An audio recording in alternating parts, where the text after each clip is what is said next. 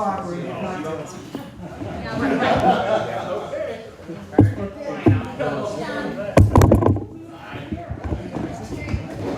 We stand around and talk or eat cocktails. All right, we'll call this meeting of the Jamestown City Council work session for Monday, August 8th to order. With the clerk, please call roll. Councilman Sheldon? Here. Karuba? Here. Reynolds? Present. Diversa? Here. Russell? Here. Faulkner? Here. Eklund? Bracken? And President Doles. Here. Thank you. At this time, we'll give opportunity for the public to speak. If there's anyone who would like to speak, please limit your remarks to 5 minutes. State your name, address. Anything? Anybody here want to speak? Okay.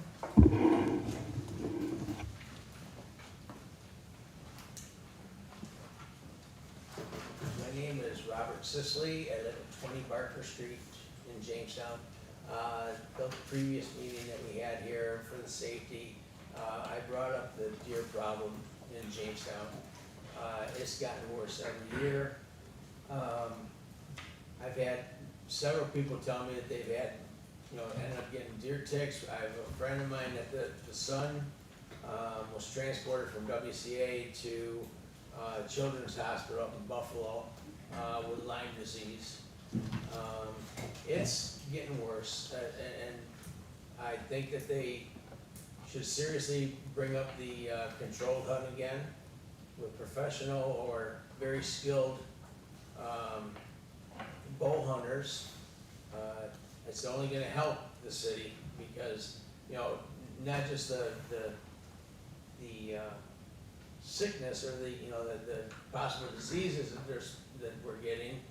A lot of our they want beautiful neighborhoods. They want people to keep up their houses, and we're buying sometimes a couple $100 worth of flowers, and within weeks they start blooming, and it's the deer coming out. Their teeth are professional clippers. They've taken all your flowers, my hostas, my lilies, my begonias.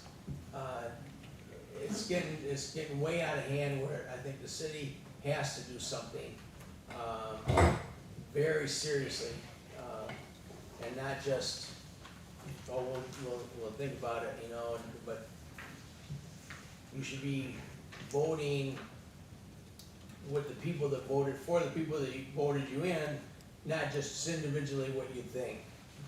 Take a lot of things into consideration, and seriously think about having a deer control in the city of Jamestown. I talked to Mayor Sunquist today or tonight, and he said that there's a place in Maryland that's done it 20 years and not had any problems. Maybe we can, talk with them again and see what their, get their ducks in a row so we can get our ducks in a row, and seriously think about having a deer hunt, or harvest. And thank you. That's all I have to say. Thank you. Again, with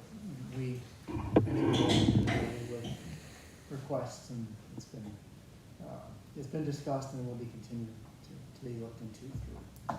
Thank you. A couple of the council people are on it, and probably if we were to do something like that, it would be later into the year, into the fall, to the hunting season, to coordinate it and put something together. But we'll definitely be looking at it. Anybody else would like to address the council?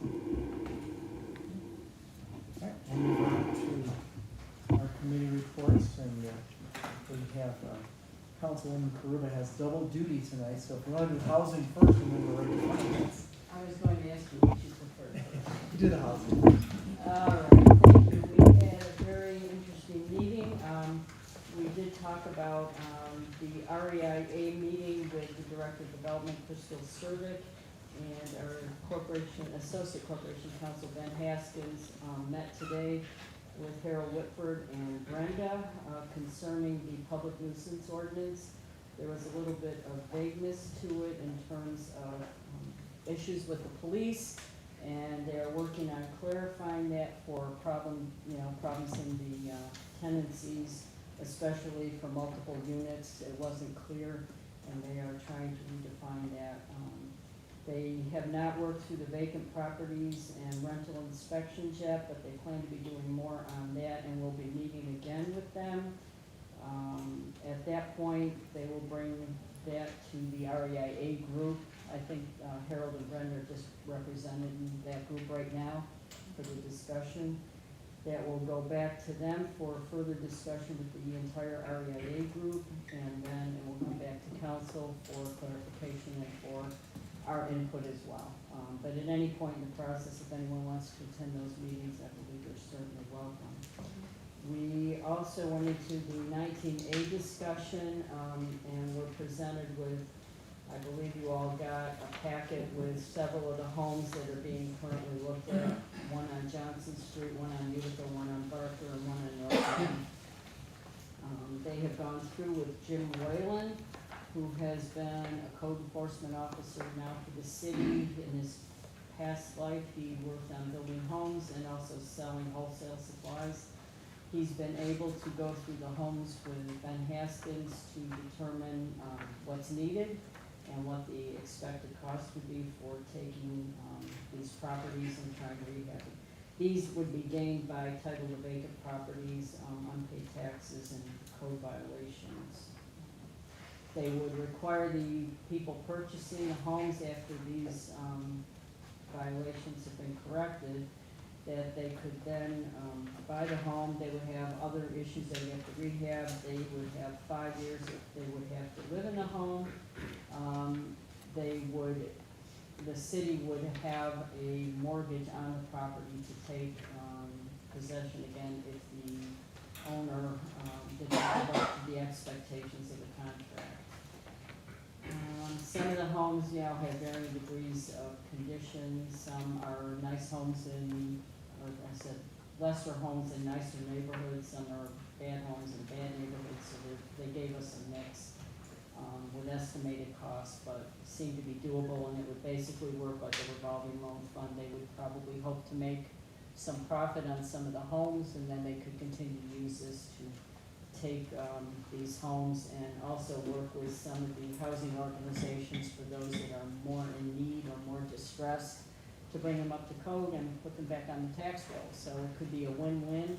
The homeowners would probably have been through the first-time homebuyers programs. There is a continuation of an intermediate program to try to mentor individuals who have never owned homes before, so that they have the skills, know how to get help when they need to call in a qualified individual like a plumber or electrician. Some of it we talked about with the home inspections that will be done. All that information would be given to the purchaser to make sure they are aware of all of what needs to be done for that home to bring it up to code, as well as ongoing issues, how you address maintenance, putting in a reserve fund to take care of unexpected problems. And that was pretty much it on the housing. Anything Councilman Sheldon want to add? Director of Development, anything you want to add? I'm here. You're hiding, you're behind. Anything else you would like to add? Is there anything you want to add about 19A? Happy to answer any questions regarding 19A. There's a lot of information there, and we are absolutely open to answering any questions or concerns that anyone might have. And just to let you know, Gina Paranis was supposed to come in tonight, but she was unexpectedly held up, so she will be coming to a future council meeting to discuss this again. She's the director of the land bank, obviously a player in all of this too, in terms of what the land bank is doing, but she was unavailable to come tonight. So just to let you know, she will be, the expectation is that she will be here at a future date. Yeah, she's planning to come on the 22nd for that work session. Additionally, I just wanted to mention, Gina and I have been asked by WRFA to do an interview for their community conversations on Thursday evening from 6 to 7, so that will be live streamed. It's kind of a continuation of the first part of the housing discussion, which Brent actually sat in the panel for the last one, so this next panel will be with Gina and I. Yes, thank you for bringing that up, because I do want to thank Councilmember Sheldon Sheldon for doing that. And I appreciate what WRFA is doing to bring this issue to light, and housing is very important, and I heard this is National Housing Week, so the timing was impeccable. It's a housing week for Chautauqua institution. Oh, okay. But anyway, that was it for that, Kevin, so. quick, Bob has a question for you. What's That's your fine. question? That's okay. I was sitting in the last meeting that we had, and 3 out of the 4 houses that they wanted to rehab, they said that they would be making a profit on it. The 4th one, they said they might be taking a loss on it, so what would be the benefits of that house Sure. for taking a loss? I mean, is it for future taxes, or, I'm just So curious, there's a why number- would we take on something Certainly, where yeah. we know we're gonna lose some money on it? There's a number of benefits, so if we don't rehab the house, if we don't do some kind of intervention to this particular property and similar ones, there is a high likelihood that eventually we would have to demolish the property. That's a much higher cost than the loss that we would be taking. Additionally, it helps to stabilize that neighborhood, which again, helps to increase property values around that area. It also will increase that particular property's value. You wanna add? Anyone taking title to the property will be required to pay their property taxes on time for 5 years, so we're actually taking a house where taxes haven't been paid, I think, at this point for 5 years in that particular one on North Main, and ensuring that both the city and the county are getting tax revenue out of them, so that was the only thing I really wanted to add. Fair enough. Additionally, we're looking at, a major focus of that program is to create new homeowners. Yeah. Right now, we have a 51% rental in the city versus 49% homeowner occupied property, which is going the wrong direction. So we really want to start to create more homeowners in the city. So this program will help assist us with that as well. Thank you. Just one little addition, you mentioned you were on Barker, we were Yes. looking at taking 2 on Barker and doing that with them. Well, we're on, The other side, but we're on the Foot Avenue, or on the, Yeah. Allen Park side. I know which houses you're talking about. Yep, so I mean, it's something you'll be able to see once we finally hopefully get it going, kind of sprouting everywhere across the city and impacting everyone in a positive way. Well, the other thing I wanted to bring up, is Unite North Main and the Jamestown Renaissance Corporation have been looking in North Main Street as a gateway into the city. And to the point, we want to make it look better, and by taking a home that may not look as good as the homes in the rest of that area, you improve the whole neighborhood, you know, and just the view that people get when they come into the city, which is what we wanna have out there as our best foot forward, so. It's really about creating neighborhood stabilization, and all of the properties that we've selected for this particular program have been strategically selected based on a number of different criteria, and our ability to have a large impact by rehabbing 1 or 2 on that particular street. Thank you. How do you select the potential homeowners? So there are a couple of programs, one is through Chautauqua Opportunities, and then another through CRIC, and they have they're first-time home buyer programs. Their participants go through an extensive curriculum and educational program, and while they're doing that, they're learning financial literacy, they are earning matching funds to help them, give them assistance with down payment costs and closing costs, and then we'll go to them and, you know, kind of look at their graduates, if you will, and additionally, so besides that program, the Land Bank also has a program with a pool of potential home buyers that we'll be able to work with them on as well. So, and the goal, like I said, is to create those first-time home buyers and use it as a way to educate and to continue educating people on what their roles and responsibilities are as homeowners.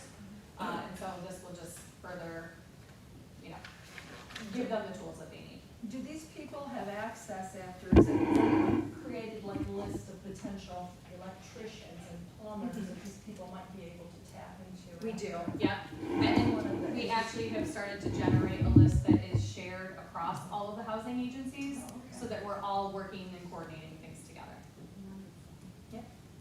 And there was also mentioned a tool lending program that would Yes. also be available to individuals who don't have all these things, that they could borrow the equipment and not have to go out first. And that will be through the land bank. That's still in development, they're working on it. Good. Yep, that's, I have nothing else on that. You wanna move on to finance? I'll go right to it, okay. The finance committee had 5 resolutions. The first one was designating an additional $1 million in American Rescue Plan Act Economic Development Funds for the purpose of funding a building and property infrastructure improvement program administered through JLDC and JURA.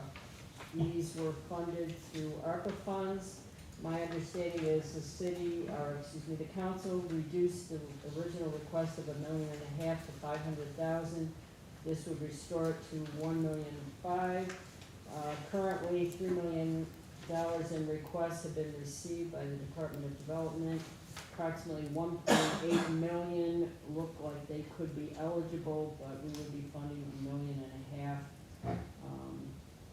if we restore $1 million of funding for that.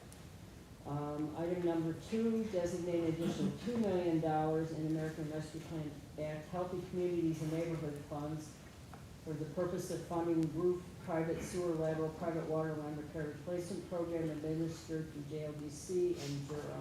This would also be funded through ARPA. Currently, I believe there were 130 requests. 1/3 were fundable, 10 applications were ineligible. Apparently, letters have gone out in this category of yes, possibly as a maybe if there were funds available, and then there were also letters sent out that they were not eligible. They were asking for $2 million. I received a phone call tonight prior to this meeting, from a homeowner that's asking this council to, vote for more funding. This gentleman said that he needs a new roof. I don't know if he didn't make it, his application in on time last time, or what happened to it, but, he's, and other people have approached me as well, asking for, more of these funds to be allocated towards, the neighborhoods. And like I've said before, and I'll say it again, that this ARPA funding, was not a gift from Washington. This is taxpayer money that has come back to the city, directly to the city, not via Albany. And that, I would like to see more funding going to the neighborhoods and taxpayers of this city. So the additional $2 million we asked in finance would cover most of that, if not all of the original requests, minus the ones that didn't Weren't meet the eligible. requirements. Yeah, because not everybody will be eligible. I had a phone call today too, from a woman. There you go. She, depending on what letter, her letter basically said that while she met the requirements, there wasn't enough funds. So she was in that middle group of Maybe. people, maybe. I received a call too, same thing. You know, I think when we first passed, we didn't really know what we were gonna get, so now we're getting a better understanding how many people are there. There's certainly a lot of debate, Okay. there's no question, and there's no question that there's a need. But that's, okay, resolution number 3 was accepting the Criminal Justice Services Gift Grant Program for 2022. It comes from the New York State Division of Criminal Justice. That amounts to $72,221, and there should be no issue with that. Item number 4 was, designating $750,000 in American Rescue Plan Act Neighborhood Stabilization Funds for creating a permanent 19A home ownership program, which we discussed in housing, and that would also be funded through ARPA. And the final resolution that we considered was $300,000 in American Rescue Plan Act Economic Development Funds for the purpose of funding citywide marketing and rebranding campaign to be administered through the JLDC and JURA. They would also be funded through ARPA. And we had a slight, I guess guess, a small presentation on how much has currently been spent in ARPA. It's about approximately 19 million. 19 million, thank you. This, I asked, 19 John million, to, yes. put this Yes, together. thank you. If And we I don't were have my to- copy with me. That's been assigned. If, Designated. Designated, yes, unspent. if we were, that Yes. includes these resolutions if they're passed, correct? Correct. All right, so that leaves us with just under $10 million left total. If all of these were passed. 8 million. And all of them. Eight. Eight. Yes, I'm sorry. 26 million. Okay, and then, 2899. yeah, final item was the audit presentation, and Carl Widmer from Drescher Malecki is here to do the audit report, and I don't know if you want to do that now or you want to wait. No, we'll do it now. Okay, all right, Carl. Thank you. Absolutely. And you got a packet with the PowerPoint. Thank you.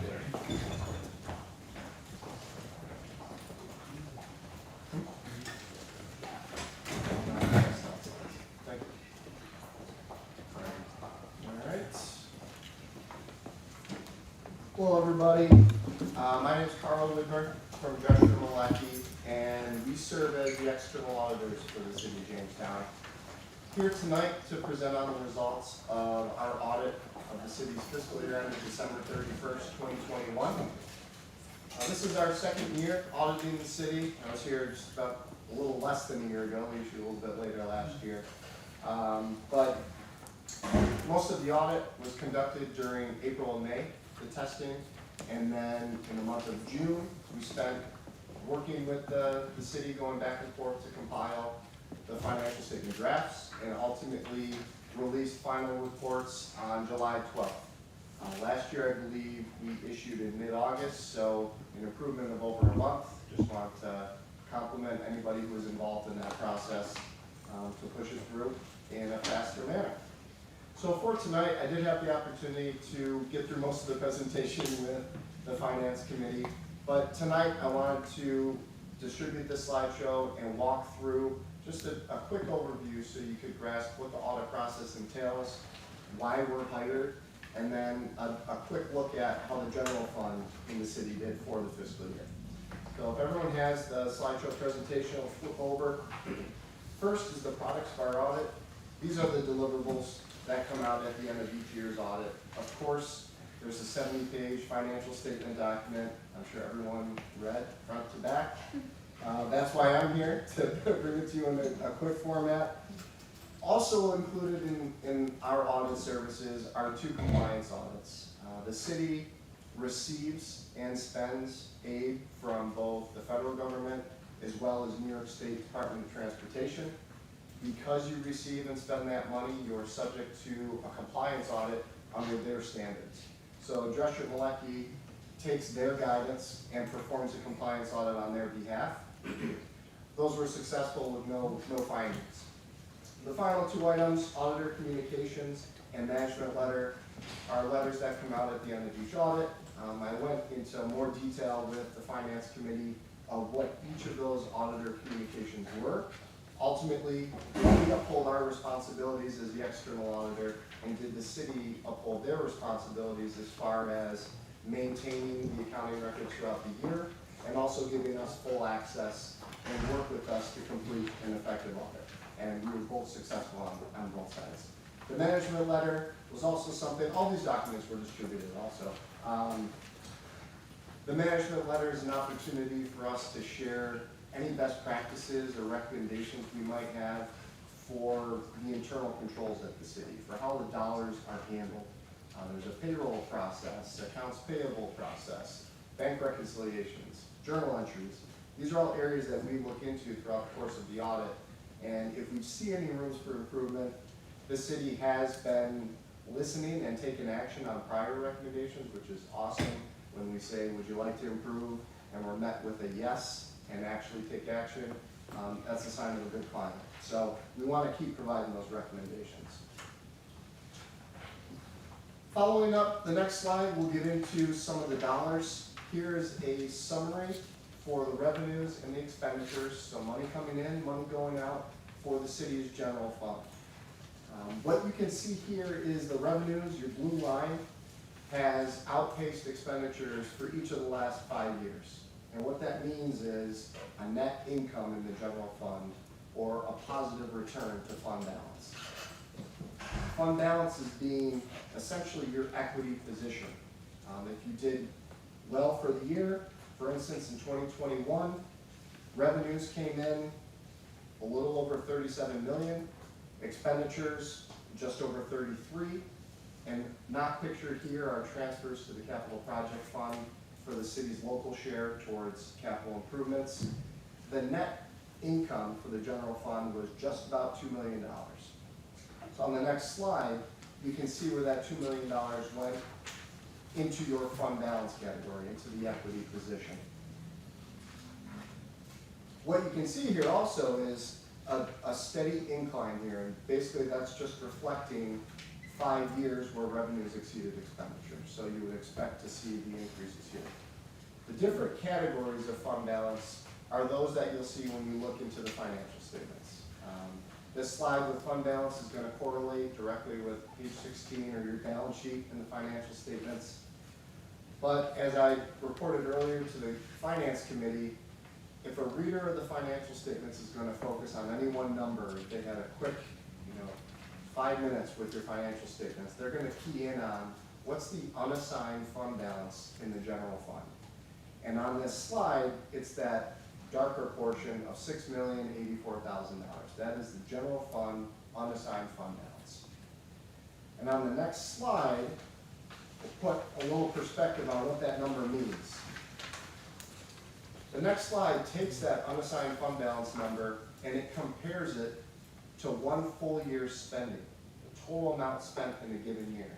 And that helps put a nice correlation between what's in unassigned fund balance and how much compared to the city's 1 year spending or your budget in the general fund. So for the year 2021, that $6 million of unassigned fund balance correlates to 17% of the year's spending. There's been a best practice put out there by the Government Finance Officers Association that stated a municipality's general fund should have no less than 2 months worth of spending in their unassigned fund balance. So that equates to 16.67%. So this 17%, the city has reached that minimum, although it's no requirement, but the GFOA is a respected body of best practices, and basically they say that that's a level that you would be able to withstand, whatever potential challenges you may have on the horizon. At that point, though, you would also need to consider what other types of fund balance do you have out there to take care of capital improvements, debt service, and other annual needs of the city that may come up. And that's also a national body.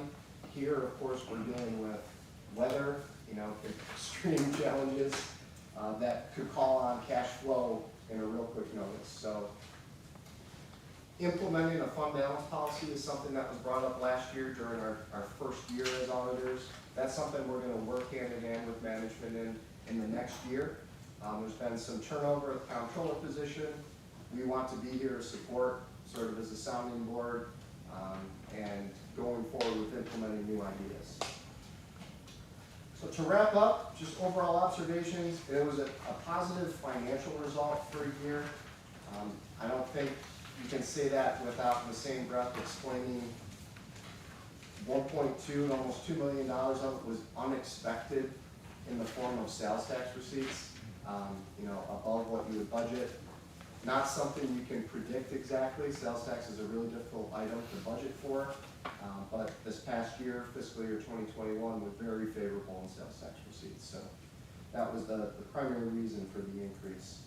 I mentioned before, no compliance findings, but on the tail of the turnover comptroller position, we did include in our report our findings about certain responsibilities and tasks being performed by one individual without another person involved in the process. And as auditors, that's something that we'll bring to your attention as an area where anytime you have too many responsibilities being performed by one individual, it increases the risk. So our job is to identify risks and communicate them. The cities already developed a response to that. It is included in the published report. In short, the desire is that these deficiencies could be addressed with implementing that deputy comptroller position. Once you fill that position, it's going to allow many of these tasks to be performed by both the comptroller and the deputy comptroller, sort of as one being a preparer, one being a reviewer, and an approval entity. So that'll be one of the first things that we follow up on in next year's audit.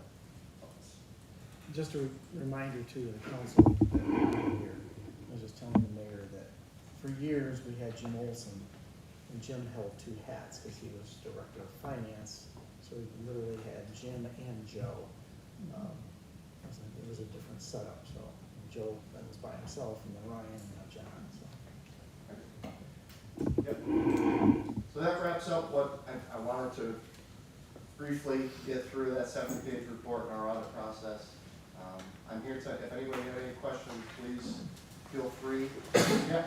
Carl, the 8% per month ratio of the unassigned capital, is that for every month?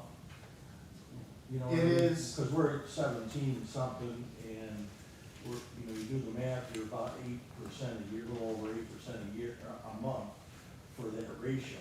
What happens if that ratio from 17 goes higher? Are we gonna get our hands on it if that ever happens?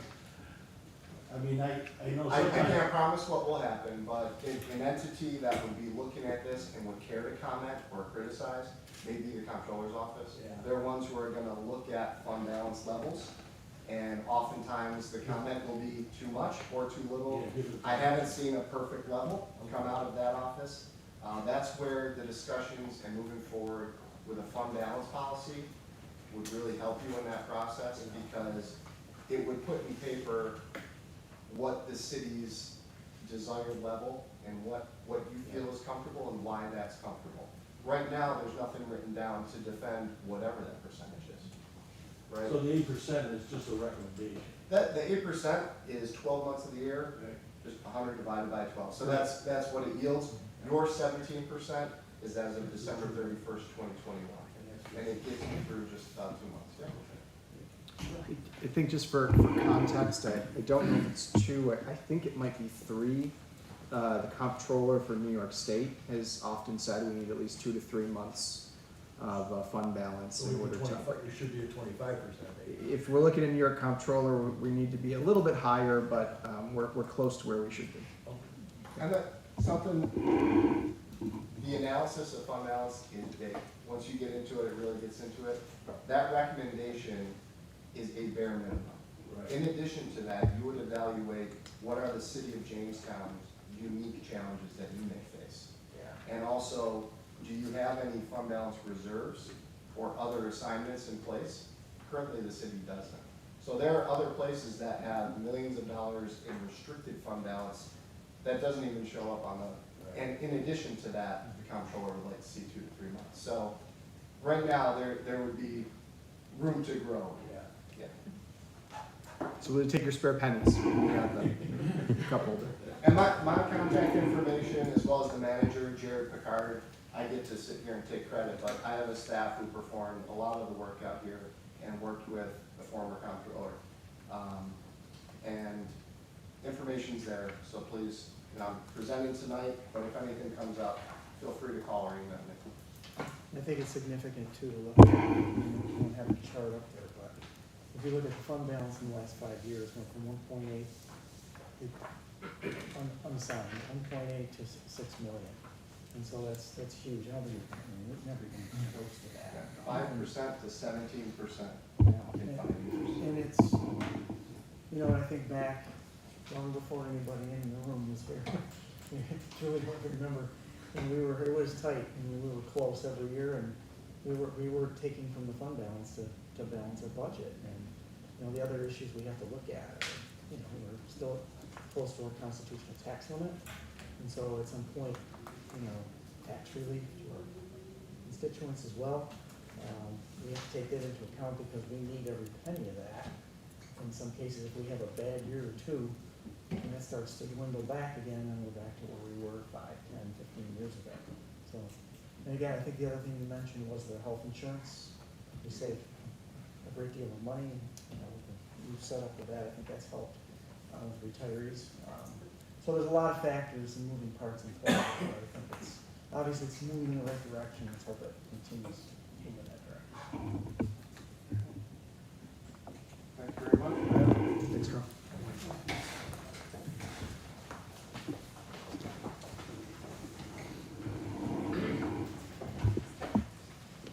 And we'll move on to public safety, Ron? Thank you, Mr. President. We have the same resolution regarding the GID grant for 2020. This helps to fund the crime analyst that we have here. Also funds for overtime details and prison patrol and night patrol. That was approved. We did have one special event permit application, Regional 22 Climate Tech Manufacturing Conference, 18th and 19th. We did not have all the department head approval, so we have tabled this to our next session. It's not till October. I don't think there's any problems here. Just want to make sure everything was in order here before. We did have 3 block party applications. There's a Wilton Avenue block party Saturday on the 20th from 1 p.m. until 7 p.m. The 27th. Approved. The Hunter Street block party Saturday on the 20th as well from 5. That's the Nelson family reunions. Yeah. Councilman Nelson submitted that application. 5 till 9 p.m. The rain date is August 21st. That's approved. And the last was the Bush Street block party on Saturday, August 20th, from 1 p.m. until 10 p.m. I just had a concern about the time, since they were starting earlier. I thought it was appropriate that they also ended at 9 p.m. like the 100 block party. So we amended that. It's appropriate to notify. The organizers did that. 8 hours is plenty of time. And as Mr. Sisling mentioned, he did address our community like deer problems. And we also had a resident talk about cockroaches and drugs on Hermanfist Avenue, and Old Family Homestead. And forwarded to the right department to relay his complaints and issues with his department. That will be addressed. That's all we have. Any questions? I don't believe there's anything in public works. No, there was nothing in public works. It'll be the first time since I've been here, and no resolutions, and there was no comments from the public. We're just busy doing Water Street. I finally got to go to 2 other committees, and I'd never been, so it was Good for you. It was, yeah. I gotta get me one of those. Yeah. Yeah, I gotta be. Yeah, I got to use that a couple of He times. used it, and I gotta use it. I use because I usually have other people in here talking Yeah. before my meetings and nobody can hear. You always slam it with us. I have a miniature one in my office if you'd like. Do you know how many years I waited to use this? Ready to go to one of your auctions. I can get one on my own. But anyways, okay, there was stuff in there.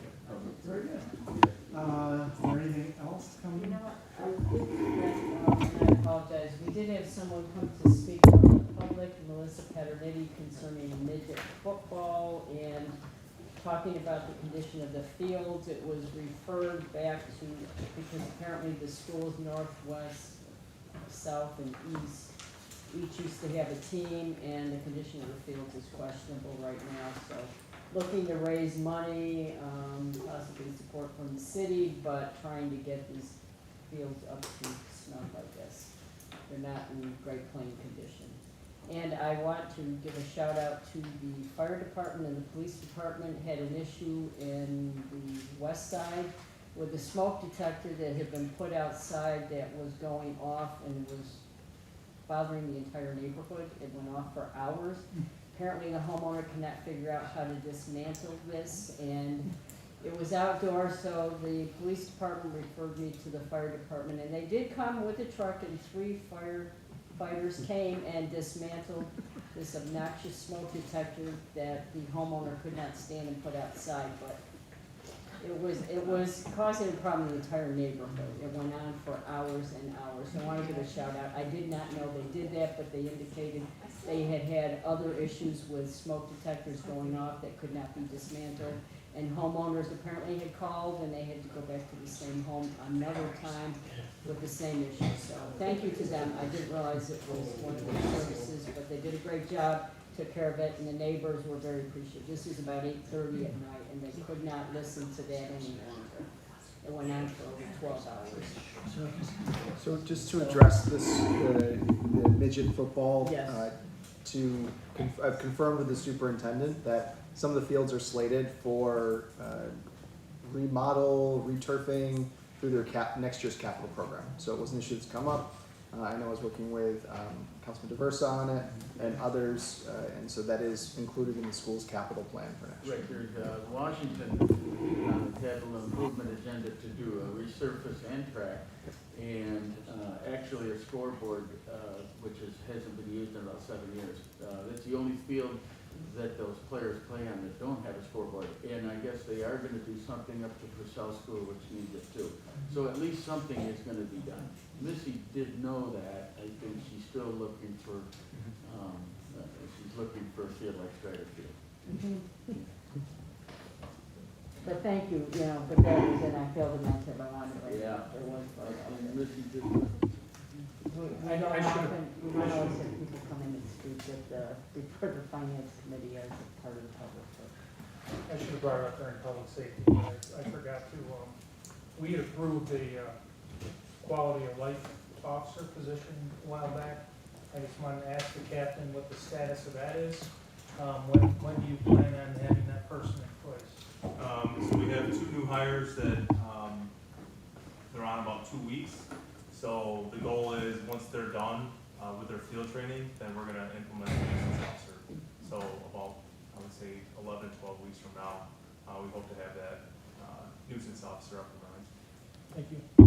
But I do gotta add to that, and I talked to Scott about it at the beginning of the summer. You must have put some extra patrols, because I've seen the patrols, I live on the upper end of New England, where it's a major raceway up there. And this, so far, up to date for the summer, has been the least of the wheelie motorcycles that I've seen. So even though the quality of life officers are not in place yet, they must be, your regular guys must be around. Yeah, we're, taking a focus on a lot of the motorcycle issues that we're having. Not only the noise and everything, but it's a safety issue for everybody, so. Yeah, because they fly, they're doing 70. Yeah, so we're really focusing on that this summer and try to kind of knock that down. You got done well with it, thank you. There's been increased beat patrols, walking patrols throughout the city, given the different things going on in the summer. I'll also note that of no reason for us, obviously the increase in gas also makes it a little less tempting to drive those things. And I will also note that the cost of fireworks this year were up. I wanted to say they skyrocketed, but they have gone up tremendously, and I think that provided a little pressure on There had to be a player in it. Anything else? Before I turn it over, because I don't want to jump on your parade, but if you're going to mention anything about this past weekend of Lucy Fest? Just that, you're welcome to mention something. No, I just wanted to say, we had the privilege of attending several of the events, and we were downtown 3 nights in a row. And it was just great to see the crowds. I think we lucked out with the weather, and the shows were successful, and, it's been a couple of years, so it was nice to see a lot of action downtown, a lot of people having fun and out, and, I know there's more activities coming up here in the next few weeks as we wind down. We got a few weeks left to summer, and then we gotta go back to work, I guess. Yes, certainly it was wonderful to see people back in Jamestown and enjoying comedy festivities. I spoke with a lot of different business owners today about the weekend, and it's been kind of one of the best weekends they've had since COVID hit, and it was quite a wonderful thing. I won't provide any information yet, but from this weekend and other things, it's my understanding that at least one of our restaurants will be featured on Food Network coming up next month. I don't know if it'll be on the show next month, but we'll be taping it. So certainly a lot of positive things going on, and a lot of positive things have come from the Comedy Festival, and we appreciate all of the work that all the volunteers, the National Comedy Center, all of you have done, and including our parks and our DPW employees and all the rest, our police, our fire, that we're all on hand to make the event very successful. It's been a very, very busy summer. And if you have gone this summer and said, I found nothing to do, that's on you.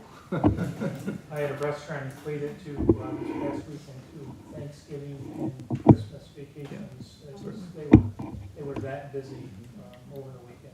Great. I'll do a couple of notes. So I'll keep it very brief tonight. Might actually get you out early. That was a joke, guys. No one laughed, but it's fine. I do have one item for executive session, but I want to just take a minute to thank the our finance team, especially Ryan Thompson, who obviously has moved on to another position, but John Selstrom, our new comptroller, our auditors, Jen Williams, our clerk, Zach Altschuler, my executive assistant. We've all come together, as well as all of the department heads, to ensure that we are reducing our expenditures and we are trying to maximize every dollar that comes into the city. So to see the audit today as a culmination of really good budgeting, both between the mayor's office and the city council, right? Because we work together to try to get that done. We've been able to, in the last couple of years, continue to keep taxes low. We haven't raised taxes in several years, although we've actually reduced them a little bit. We've been able to settle all of the union contracts, which is pretty good. We've been able to keep healthcare for employees and retirees the same last year, or excuse me, going into this year because of it, which was really great. It's the first time it hadn't increased, at least the premium amount, although the percentages do change with the contract. And as Carl noted, we are almost there to a fully funded fund balance, right? I guess to have what the comptroller of New York State says we should have at least 2 to 3 months in fund balance in case of any issues. So it's really been several years in the making, but truly a great thing to see us in a really good position, having weathered as best we can the COVID storm and not knowing what's coming before us. I just wanted to thank all of our department heads, our finance team, you all, for really getting us in a good position going forward as a city. So, the other thing I wanted to note that as of last week, I gave you an update briefly on the applications for seniors for the Senior Housing Fund, Senior Housing Improvement Fund, right? Yes. SHIP? SHIP. SH, okay, maybe not. I was getting too many acronyms. The Senior Housing Improvement Fund, we received 128 applications as of last week. That amounted to about $519,000 in potential rebates. We are still receiving applications. On Friday last week, we sent out about 20 more that were requested. So we're probably going to be, assuming they all get approved, because not all of them have all the requirements yet, we're going to be determining whether we're going to ask for any additional funding, but it's been an extremely popular program for our senior citizens. Just to give you an update on where those are at. Still waiting. We can accept applications up to August 15th. Still waiting on a lot of estimates for some. We know it's difficult, but we are working with anyone who turns in an application to try to get those things in line as soon as possible. Okay. Other than that, I have one item for executive session, which is an active litigation matter for the city. I don't know if there are any other questions from city council members. Anything burning you want to ask me about? I know most of you do, but. Okay, we have a motion going to executive So moved session to go into for executive session. litigation. Councilman Fleury. All in favor? Aye. Okay, we're in executive session. Just confirming no action to be taken. This is just an update. If we could please have Mr.